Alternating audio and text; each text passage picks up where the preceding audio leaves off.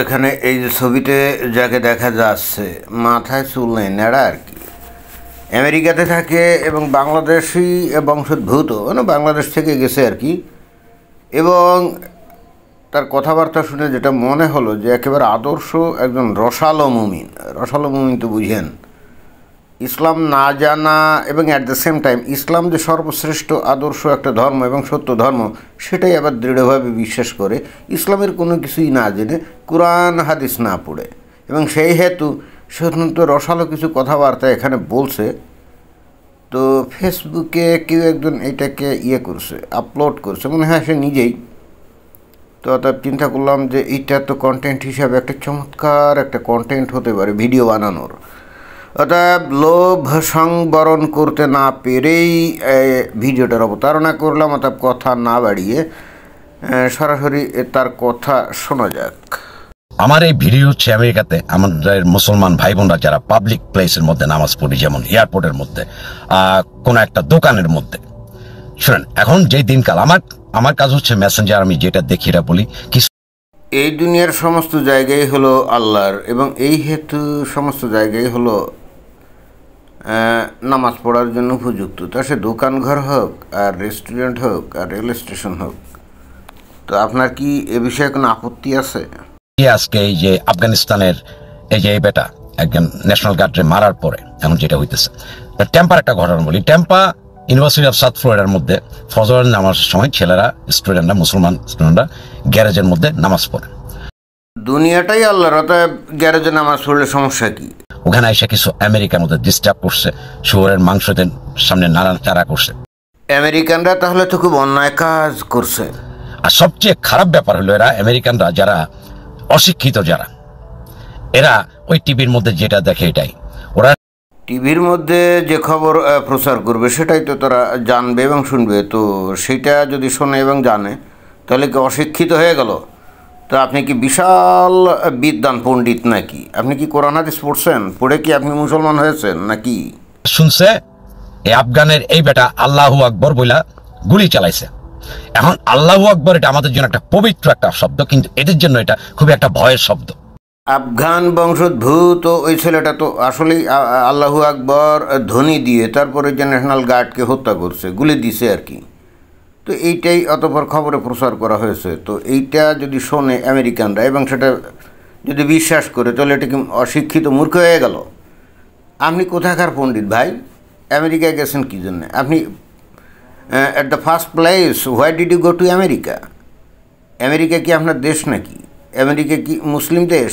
আপনি বাংলাদেশে, আপনি তো আপনার ইসলাম ধর্ম পরিপূর্ণভাবে লালন পালন করতে পারেন, আচরণ করতে পারেন, বাস্তবায়ন করতে পারেন। এইটা এদের বাদ দিয়ে আপনি আমেরিকায় গেছেন, যেখানে হলো ইহুদি নাসারা কাফেরদের দেশ, তাই না? তো তাহলে সেখানে তারা তো আর কোরআন হাদিস পড়ে ওই ইসলাম কি বলছে না বলছে, বা ইসলাম আসলে কী জিনিস, এত তো তাদের খবর নেওয়ার টাইম নেই। আরে মিয়া, আপনি যে মুসলমান, আপনি নিজে কি কোরআন হাদিস পড়ে আপনি ইসলাম জানছেন? না, জানেন নাই। তাহলে আপনি ওদেরকে মূর্খ বললেন, এবং তারপরে কি বললেন যে টেলিভিশনে যা প্রচার করে সেটাই তারা বিশ্বাস করে। মানে কি, মানে এই লোকটার কি মস্তিষ্কে সমস্যা আছে না? এই লোকটার কিন্তু মস্তিষ্কে সমস্যা আছে, কিন্তু সে বুঝতে পারতেছে না। তো তারপর আপনারা যখন পাবলিক প্লেসে নামাজ পড়েন, ওই আল্লাহু আকবর যখন বলেন এরা ভয় পায়। তো আপাতত এটাই বলতেছি, সব পাবলিক প্লেসে নামাজ পড়াটাই আছে মুসলমানদের ভাই নিয়ম হলে আমরা কাউরে ডিস্টার্ব করে আপনি নামাজ পড়তে বলা নেই। এই যে ফাজলামি কথাবার্তা বলছেন যে মুসলমানদের কি নামাজ পড়তে গেলে কেউ যাতে ডিস্টার্ব না হয়, এভাবে যাতে নামাজ পড়া যাবে না, এটাই হলো ইসলামের বিধান, এটা আপনি কোথা থেকে পাইছেন? আপনি কোরআন হাদিস অথবা এমনকি কোনো জাল হাদিস থেকে আপনি দেখাতে পারবেন? আপনি তো মিয়া কোরআন হাদিস জীবনেও খুলে দেখেন নাই। মা বাবার কাছ থেকে, মানে মুসলমান ঘরে জন্ম, সেই হেতু আপনি নিজে মুসলমান, তাই তো? এখন এই যে আমেরিকাতে যে কোনোভাবে ছলে বলে কলে কুশলে আপনি গেছেন, কীভাবে গেছেন? কে ডিবি-1 লটারিতে, OP-1 নাকি ওই যে ওই নদীখাল মরুভূমি সাগর পাড়ি দিয়ে তারপরে আমেরিকাতে গেছেন?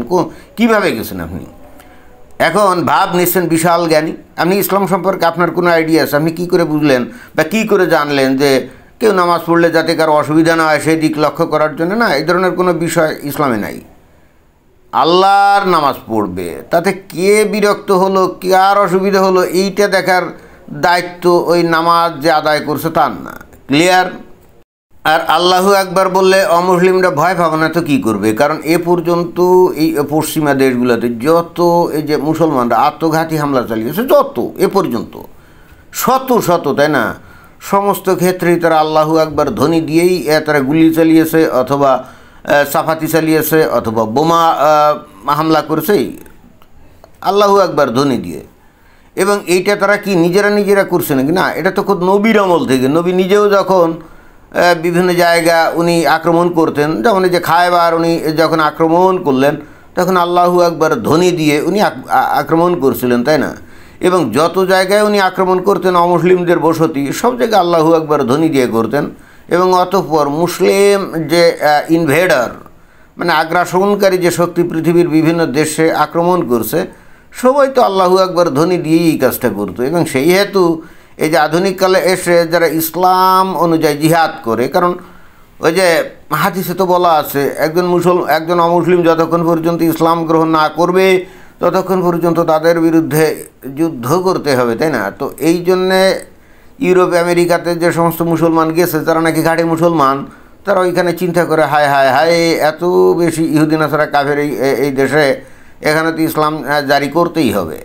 কিন্তু কথা বললে তোরা বুঝে না, অর্থাৎ জিহাদের মাধ্যমে এটা জারি করতে হবে। এবং তখন সে চিন্তা করে যে যতটা পারা যায় ইহুদি নাসারা কাফেরদেরকে হত্যা করে তারপরে আল্লাহ সন্তুষ্টি সাধন করে তারপরে বেহেশতে যাবে। এই জন্য তারা আত্মঘাতী হামলা চালায় এবং সেটা করতে গিয়ে আল্লাহু আকবার ধ্বনি দেয়, তাই না?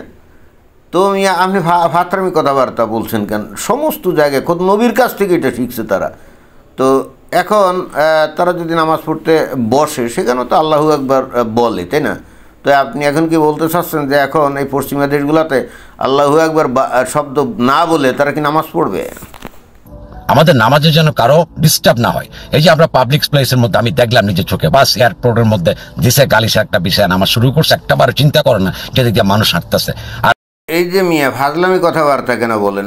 যেখানে মুমিন মুসলমান যেখানে থাকবে এবং নামাজের ওয়াক্ত যদি হয়ে যায় সেখানেই নামাজ পড়বে। কারণ দুনিয়ার সমস্ত জায়গা আল্লাহর, এবং সেই হেতু দুনিয়ার যে কোনো জায়গাই হলো নামাজের জায়গা। তা সে ওই পাবলিক প্লেসে থাকুক, মলে থাকুক, স্কুলে থাকুক, কলেজে থাকুক, অথবা বিমানে থাকুক, বাসে থাকুক, বাস টার্মিনালে থাকুক, আর এয়ারপোর্টে থাকুক, সো হোয়াট, যখনই নামাজের ওয়াক্ত হয়ে যাবে তখন সে নামাজ পড়বে। এখানে কে কী মনে করলো, কে বিরক্ত হলো, এইগুলো দেখা এটা তো মুমিন মুসলমানের কাম না। আর তা বাদে যারা নাকি বিরক্ত হচ্ছে তারা কারা? তারা তো অমুসলিম, তাই না? ইহুদি নাসারা কাফের, মুনাফিক, মুরতাদ, মুশরিক।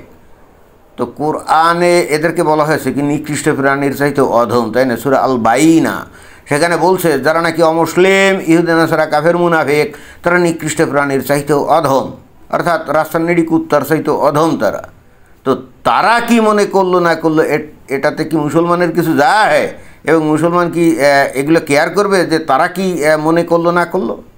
আল্লাহর নির্দেশ তো এটাই। আর সেখানে এসে আপনি মিষ্টি মিষ্টি কথা বলছেন, ফাতরামি করার জায়গা পান না, তাই না? ইসলাম না জেনে ইসলামের পক্ষে কথা বলতে চলে আসছেন, মানে কঠিন এক রসালো মুসলমান। কোরআন হাদিস কোনো কিছু না পড়ে এই যে এই শুনে শুনে মুসলমান, এই রসালো মুসলমান, এই সমস্ত লোকজনই বস্তুত ইসলামের সবচাইতে বড় শত্রু। ইসলামের অরিজিনাল শিক্ষাকে চাপা দিয়ে এরা রসালো টাইপের কথাবার্তা বলে মানুষকে বুঝ দিতে চায় যে তারা যে রসালো কথাবার্তা বলে এটাই হলো ইসলাম। জি না, এটা ইসলাম না, এইটা ইসলাম না। আসল ইসলাম ওটাই যেখানে কাউকে পাত্তা দেওয়া হবে না। কারণ মুমিন মুসলমান ভয় পায় একমাত্র আল্লাহকে। ওই কোথায় এখন অমুসলিম, ইহুদি নাসারা, কাফেররা তারা কি মনে করলো এই জন্যে বাসের মধ্যে নামাজ পড়া যাবে না, এই জন্য এয়ারপোর্টে নামাজ পড়া যাবে না, বা বিমানে বা ট্রেনে নামাজ পড়া যাবে না, এইগুলো হলো ফালতু কথা। এখানে ওদেরকে পাত্তা দেওয়ার কোনো দরকার নেই, ওদেরকে কেয়ার করার কোনো দরকার নেই। ওদের অসুবিধা হলো কি না হলো, ওরা তো নিকৃষ্ট প্রাণীর চাইতে অধম, তো ওদের আবার কী অসুবিধা? এটাই হলো মূল থিওরি। কিন্তু এই লোক এত ইসলাম জানে না, মিষ্টি মিষ্টি কথা বলছে। ভাই তোমার এই সমস্ত ফাতরামি এগুলো বাদ দাও, এই সমস্ত ফাতরামি বাদ দাও। তুমি যদি সত্যিকার মুসলমান হয়ে থাকো, খাঁটি ইসলামের কথা বলো। এই সমস্ত রসালো কথাবার্তা বলে এখন কোনো ফায়দা হবে না, বোঝা গেছে? ধন্যবাদ।